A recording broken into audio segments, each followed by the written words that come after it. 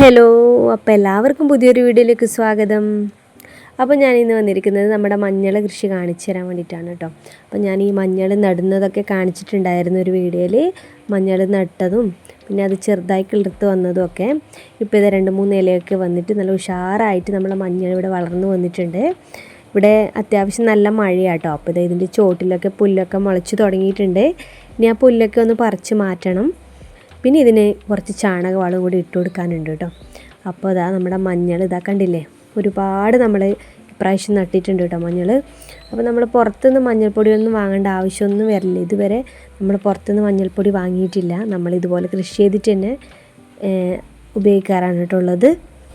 അതുകൊണ്ട് തന്നെ ഇപ്രാവശ്യം നമ്മൾ കുറച്ചധികം മഞ്ഞൾ നട്ടിട്ടുണ്ടായിരുന്നു കേട്ടോ. അപ്പോൾ ഇവിടെ നല്ല മഴയൊക്കെയാണ്. അപ്പോൾ ഇതിന് ഇനി കുറച്ച് വളമൊക്കെ ഇട്ട് കൊടുക്കേണ്ടതായിട്ടുണ്ട്. ചാണക വളമാണ് കേട്ടോ നമ്മൾ ഇട്ട് കൊടുക്കൽ, മറ്റുള്ള വളങ്ങളൊന്നും ഇട്ട് കൊടുക്കാറില്ല. അത് തന്നെ മതി കേട്ടോ. നമ്മൾ ഈ മഞ്ഞളിന് നമുക്ക് നല്ല വിളവ് കിട്ടാറുണ്ട് മഞ്ഞളിന്. അപ്പോൾ ഇത് അത്യാവശ്യം നമ്മൾ സ്ഥലമുള്ള എല്ലാ ഭാഗത്തും ഇത് നട്ടു കൊടുത്തിട്ടുണ്ട് കേട്ടോ. മഴക്കാലത്ത് നമുക്ക് കൃഷി ചെയ്യാൻ പറ്റുന്നതാണ് കേട്ടോ ഈ മഞ്ഞൾ കൃഷി എന്ന് പറയുന്നത്. നമുക്ക് അധിക പരിചരണത്തിൻ്റെ ഒന്നും ആവശ്യമൊന്നുമില്ല.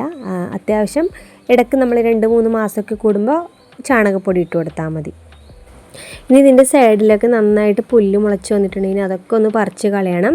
എന്നിട്ടൊന്ന് കിളച്ച് കൊടുത്തിട്ട് അതിൻ്റെ സൈഡിലേക്ക് കൂടി കുറച്ച് ഉണക്ക ചാണകപ്പൊടിയാണ് കേട്ടോ നമ്മൾ ഇട്ട് കൊടുക്കുന്നത്. അപ്പോൾ ആദ്യം നമ്മളിത് മഴയൊക്കെ ഒന്ന് കുറച്ച് മാറി വെയിലൊക്കെ വരുമ്പോഴാണ് അതൊക്കെ ചെയ്യാറ്.